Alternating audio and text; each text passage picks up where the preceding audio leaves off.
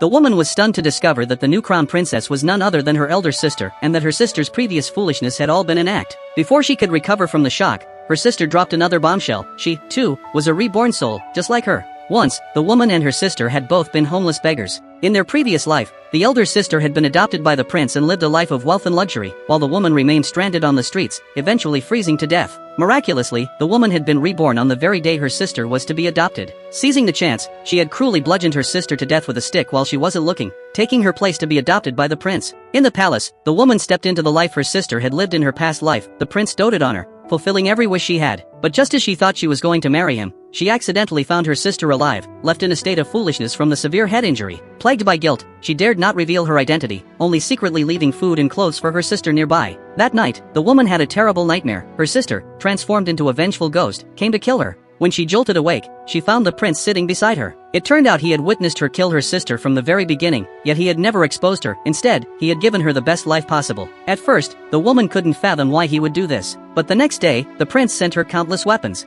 It was only then that she realized the truth. The prince had never intended to marry her. He had been training her to be an assassin all along. Devastated, but unwilling to leave the prince, she accepted all his missions, assassinating numerous high-ranking officials as ordered. She had naively hoped this would make him fall in love with her until a month later, when the prince announced he was to marry the chancellor's daughter. He even ordered her, as one would a servant, to cook for him and his fiancée. Watching the two of them act affectionately, the woman's world crumbled. But when she returned to her room, she found a secret letter. Opening it, she was shocked to see it was written in her sister's handwriting. It turned out her sister had long been rescued by the crown prince and crowned his princess. She had known about the woman's plan from the start because in her own previous life, after being adopted by the prince, she had never become his wife either. Instead, after helping him ascend the throne as the new emperor, he had given her away to a high-ranking official who tortured her to death. When she was reborn, she had intended to warn the woman of the truth, but the woman had knocked her unconscious first. Her sister had pretended to be foolish all this time, waiting for the woman to see the prince's true colors, so they could join forces to take revenge on him.